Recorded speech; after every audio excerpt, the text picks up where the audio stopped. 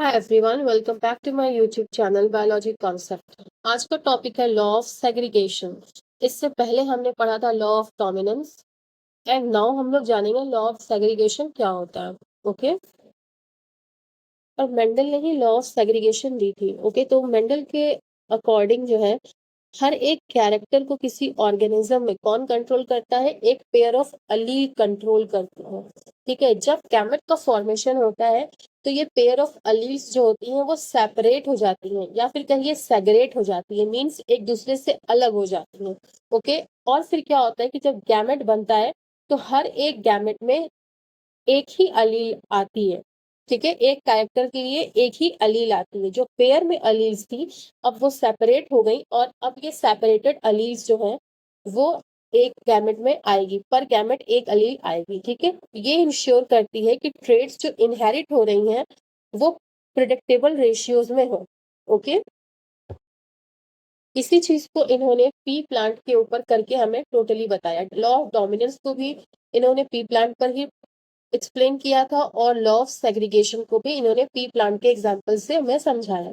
तो अब हम बात करेंगे पी प्लांट के बारे में जिसमें इन्होंने लॉ ऑफ सेग्रीगेशन को समझाया है। ओके, तो हम कंसिडर करते हैं पी प्लांट की टॉलनेस और डॉर्फनेस को, यानी एक प्लांट हम लंबा लेते हैं और एक प्लांट की हाइट कम लेते हैं। ठीक है, जब इन दोनों प्लांट का क्रॉस कराया गया तो हमें एक हाइब्रिड प्लांट मिला जो कि हेटेरोजाइगस था, that is capital T small T.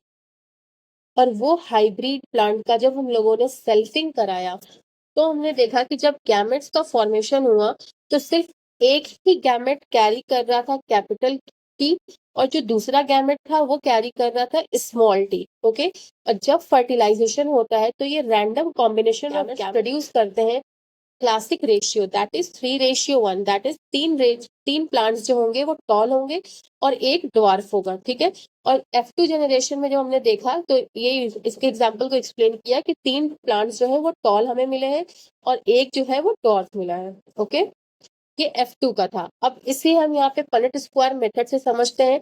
देखिए यहाँ पे टॉल प्लांट को दिखाया गया है, फिर उसके बगल में है डॉर्फ प्लांट। तो ये दोनों ही का जब हमने क्रॉस कराया तो हमें एक हेट्रोजाइगस एलील्स मिली, that is capital T small T. Okay, तो ये कैपिटल टी स्मॉल टी हमें F1 जनरेशन में मिला। ठीक है, फिर इस कैपिटल टी स्मॉल टी की हमने सेल्फिंग कराई, दैट इज एक parent capital T small T रखा, दूसरा पेरेंट भी हमने कैपिटल टी स्मॉल टी रखा, उसे हमने सेल्फिंग कहा। जब इन दोनों का क्रॉस कराया तो हमें ये ऊपर वाला रेशियो ऑब्टेन हुआ, दैट इज 3:1।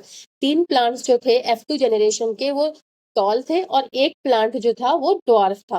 तो यही है लॉ ऑफ सेग्रीगेशन कि गैमेट फॉर्मेशन के दौरान अलील्स के जो पेयर होते हैं वो सेपरेट हो जाते हैं और हर एक गैमेट में एक अलील आती है, ना कि एक pair of allele. Okay, thanks for watching. Please like share and subscribe biology concept.